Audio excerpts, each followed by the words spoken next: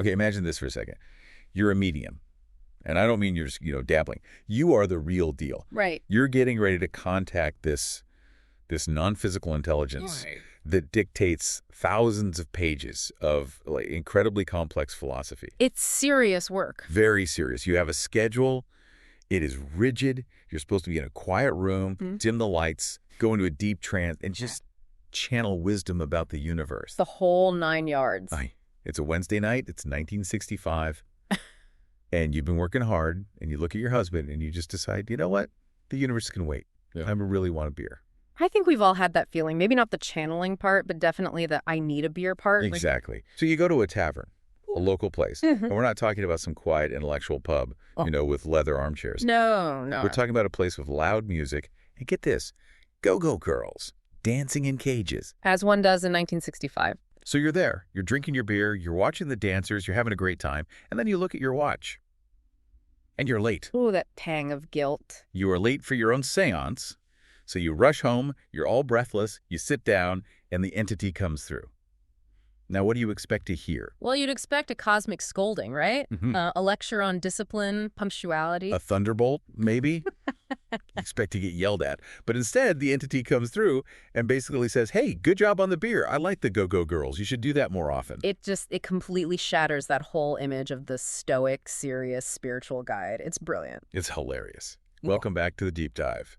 Today, we are looking at a document that is, I think, equal parts funny, chilling, and just philosophically mind-bending. It's a good one. We are cracking open the archives for session 213 of the early sessions, book 5 of the Seth material. And this was recorded on December 1st, 1965. 1965. The era of go-go boots, the Beatles, and apparently some spookily precise remote viewing. Now, before we get into what I'm calling the psychic physics of Christmas, and yes, that is a real thing we're about to cover. I can't wait. And the very strange reality of symbolic truths, let's just sort of set the table. What's our mission today? What are we looking for in this deep dive? I think we have 3 main objectives here. First, we're going to explore this idea of psychic batteries, how they get drained, how they get recharged, and why the holiday season is actually, well, it's a piece of psychic machinery. Okay, I like that. Psychic machinery. Second, we're going to tackle a theological bombshell that Seth drops about the history of Christianity. Specifically, this idea that something can be, fake in terms of history, but truer than fact, spiritually. And that's a concept you really have to chew on. Oh, yeah. And third, we're going to look at the receipts, the proof. We've got some actual verifiable remote viewing that Seth just lays down in this session. Awesome. And just for the record, before we jump in, this deep dive is being distributed free of charge on all major platforms for educational purposes. Absolutely. We're here to analyze, to explore, and hopefully have our minds stretched a little bit. We're not here to tell you what to believe. But we are here to show you what was said. And what was said is, it's pretty out there. It's radical. So let's set the scene. Wednesday night, December 1st, we've got Jane Roberts, who channels Seth, and her husband, Rob Butts. They have this routine. They're disciplined people. Very disciplined. Sessions start at 9 p.m. sharp. But tonight they rebel. They do. In the session notes, Rob, who Seth calls Joseph, he writes that it was just a pure impulse. He invited Jane, or Ruburt, as Seth calls her, out for a beer. And they go to this neighborhood tavern. They watch the go-go girls, and they break the routine. It's this moment of just pure, unapologetic normalcy. It is. But Jane was a bit nervous about it, right? She felt like she was getting messages at the bar. Yeah, exactly. She keeps telling Rob she's getting these little telepathic nudges from a certain party, which is her code for Seth. And he's not annoyed. Not at all. He's amused. She feels him kind of laughing with them. He's basically nudging them, saying, hey, this is fine, have fun, but just make sure you get back a few minutes before the test. I love that. The disembodied cosmic entity is basically a designated driver for their seance. Enjoy the show, but don't be late for the remote viewing. Perfect. So they get back, they sit down, Jane goes into her trance, Seth comes through, and his opening line is just, it's fantastic. He says it is perfectly all right now and then to vary your schedule in this manner, and probably all in all most beneficial. Most beneficial. He doesn't say forgivable or acceptable. He says it's beneficial. Yeah, and he goes on. He says, while I would not make the habit of beginning our sessions later than usual, occasionally such tardiness is more than justified. He even says that changing rooms, which they also did that night, is a good thing for them. Okay, so this right here, this is the first big takeaway for me. I mean, we have to sit with this for a second. Sure. We tend to think of this kind of work, spiritual connection or high strangeness, as something that needs this monk-like existence. Silence, fasting, seriousness. Total asceticism. Right. And Seth is basically saying, hey, you're human. Go see the go-go girls. Have a drink. Go live a little. Shake things up. It really speaks to the danger of being too rigid. I mean, so much of Seth's philosophy is about energy and vitality.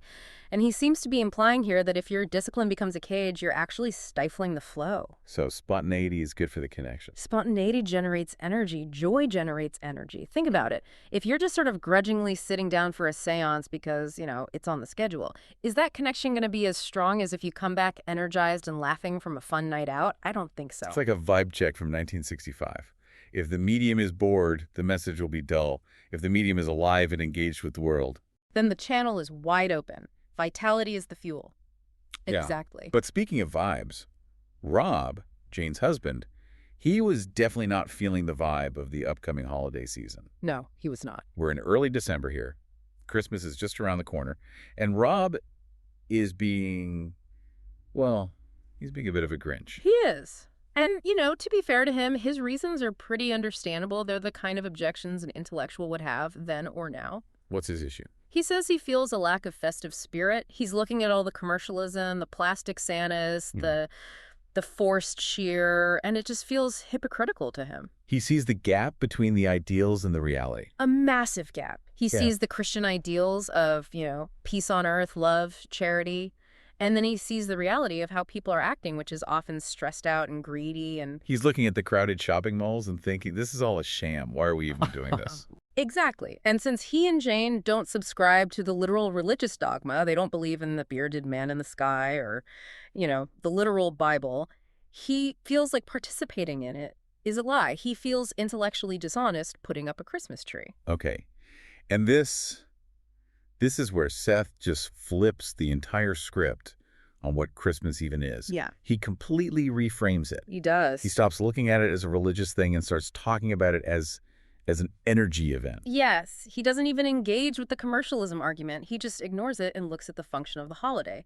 He tells Rob, if it seems to you that there's a great gap existing within Christianity between ideals expressed and actions, then let me tell you that conditions would indeed be far worse if these ideals had not initially been expressed and if they were not yearly reaffirmed. Wow. So even if we fail at living up to them, just the act of saying them out loud every year matters. Just going through the motions has real value. It's more than just saying them. This is where he brings in this concept of psychic batteries. Okay, let's unpack that. Psychic batteries, what does he mean? He says, and I'm quoting here, as you both suppose, enough constructive psychic energy is generated during the holiday season to recharge psychic batteries, so to speak, for quite some time. So, wait, is he saying that the holiday spirit, the carols, the family gatherings, the focus on peace on earth, all of that is an actual power source, like a generator for humanity? Precisely. That's a great way to put it. Think of humanity as this collective organism.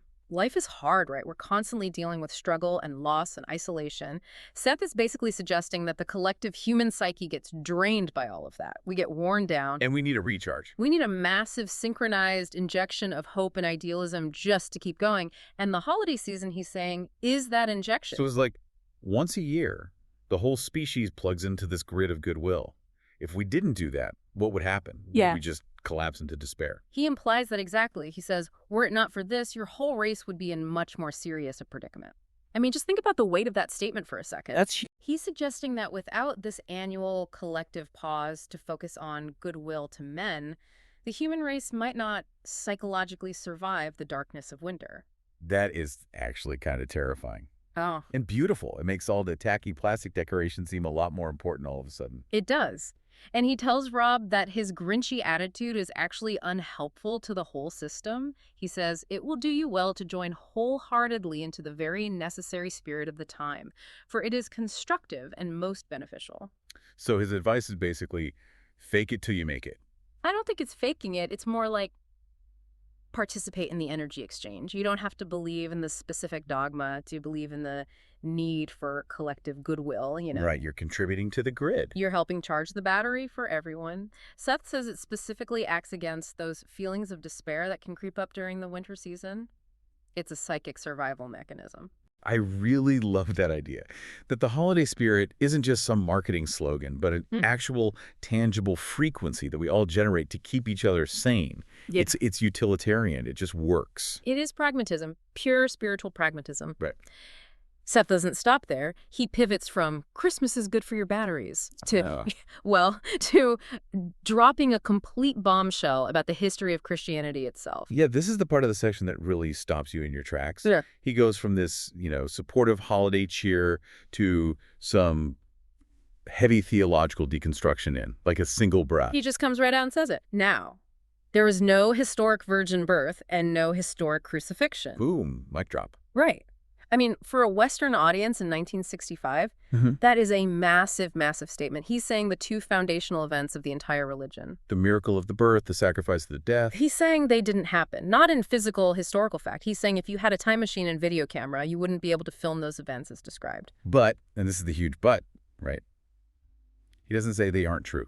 Exactly. And this is the paradox that we have to try to wrap our heads around. He says, this does not mean that these do not represent symbolic realities. Okay, symbolic realities. Let's define that. Because usually when I hear something is symbolic, I think it just means it's a metaphor. Like, the tortoise and the hare. It's a story with a point, but it didn't really happen. Is that what he means here? No, it's much, much stronger than a metaphor. A metaphor is just a literary device. A symbolic reality, in Seth's framework, is something that the collective human consciousness created because it was psychically necessary. So we made it happen. His exact words are, man himself created that which had not been provided. Okay, so we as a species, we needed a story about a being who was pure, born without sin, that's the virgin birth, and who could conquer death, that's the resurrection. We needed that story so badly that it was projected into reality. We created what he calls a pyramid gestalt. It's a massive, focused concentration of psychic energy. And he says this creation happened in quite real terms. It wasn't just a daydream. It's part of our inner recognition of these greater truths. He says, in many ways, it is more true than historic fact.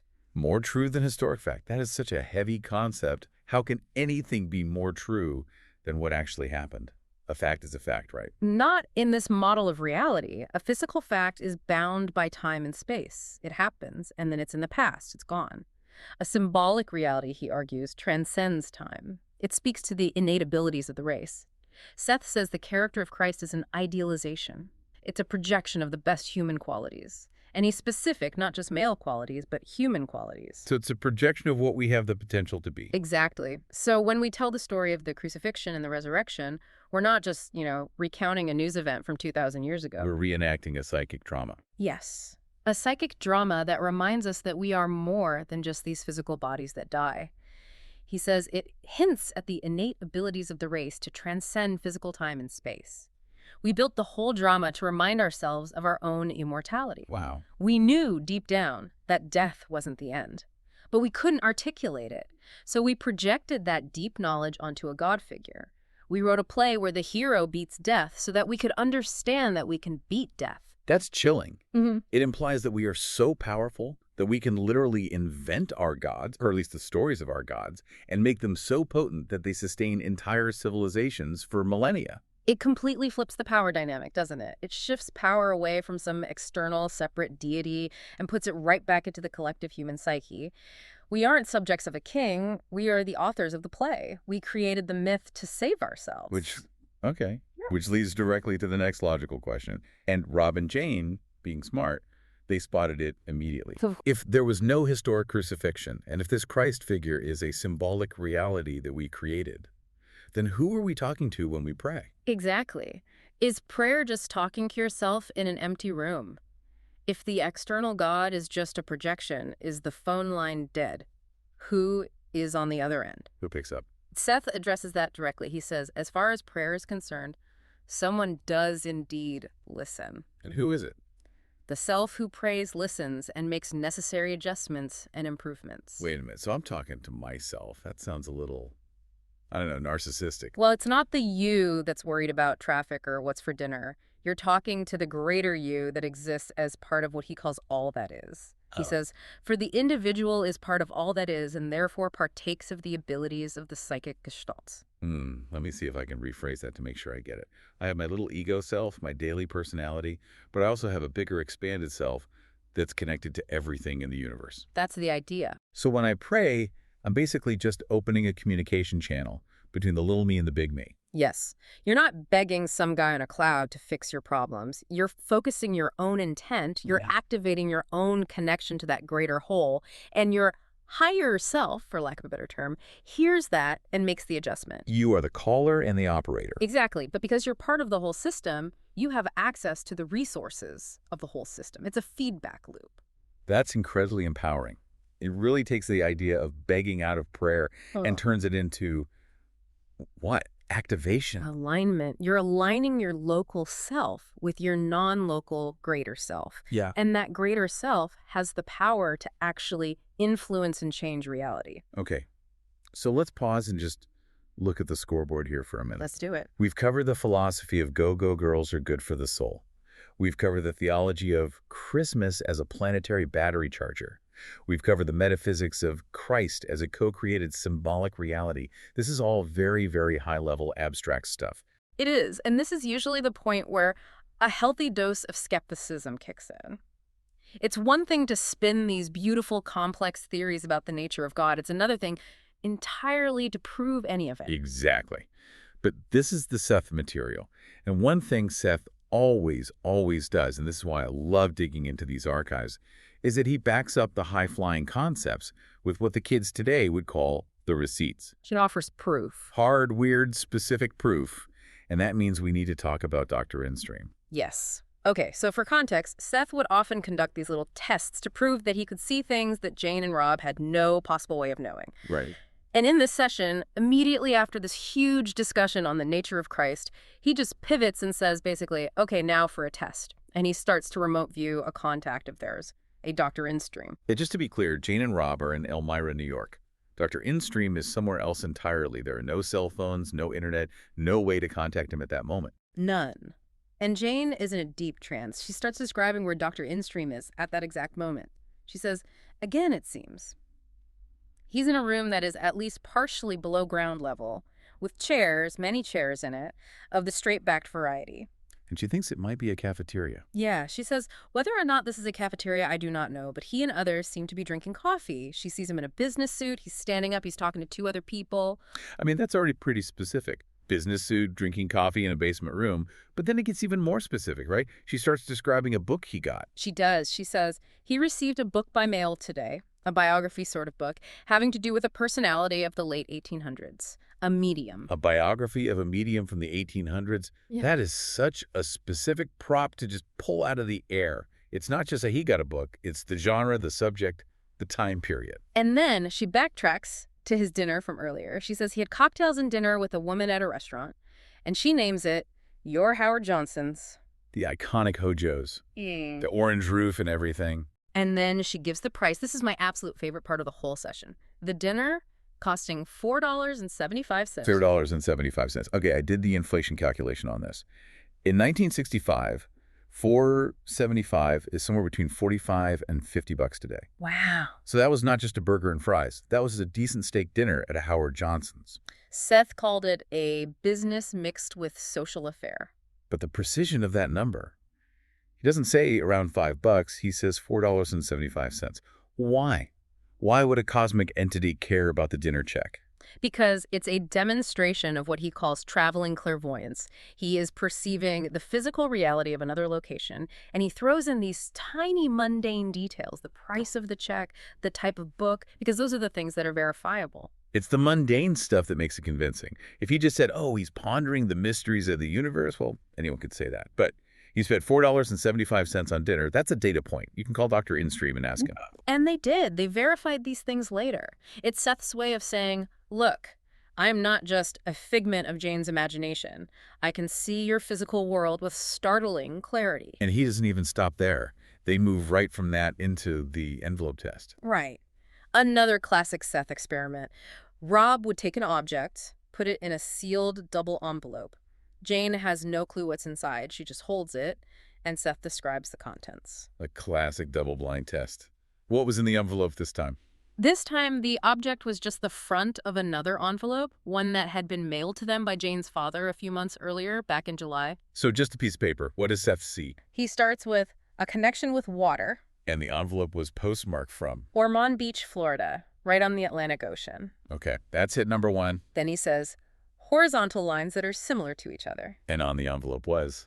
The postmark cancellation lines, you know those wavy horizontal lines they used to stamp over the postage stamp? That's hit number two. Yeah. Very specific. Then he gets a bit more abstract, but it's still uncannily accurate. He says, a connection with an event that was not particularly pleasant. And the notes in the session say that the letter was related to some family drama they were having with Jane's father at the time. Yes. Rob's note says, and I'm quoting, Seth is correct when he refers to a connection with an event that was not particularly pleasant. This involved us and Jane's father in Florida.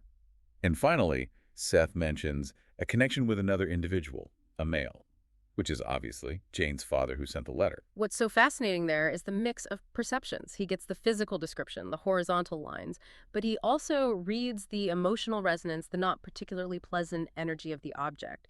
He touches the paper and feels the old family drama stored inside it. It all connects back to the beginning of the session, doesn't it?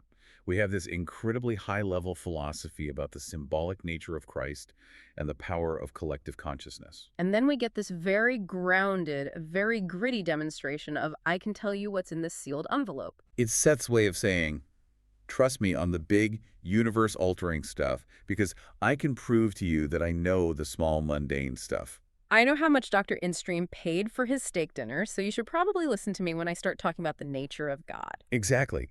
And look how he weaves it all together. He validates their trip to the tavern with the Go-Go Girls. He validates the spirit of Christmas. Then he validates the remote viewing test. It's all part of the same reality. There is no separation. There's no wall between the spiritual and the ordinary. That's the key, isn't it? The beer and the Go-Go Girls were just as spiritual as the seance, because it was about joy and spontaneity. The Christmas lights are spiritual because they function as a battery charger. The envelope is spiritual because it literally carries the energy of the sender. It's a completely holistic view of reality. Everything is alive, everything is connected, and everything has significance if you just pay attention. There's no profane world and sacred world. There is only energy. So as we start to wrap up this deep dive into session 213, let's just recap what we've pulled out of this. It's been a whirlwind. It has. Okay, so first, we learned that it's okay to be late for your spiritual practice if you're out having fun. In fact, it might even help.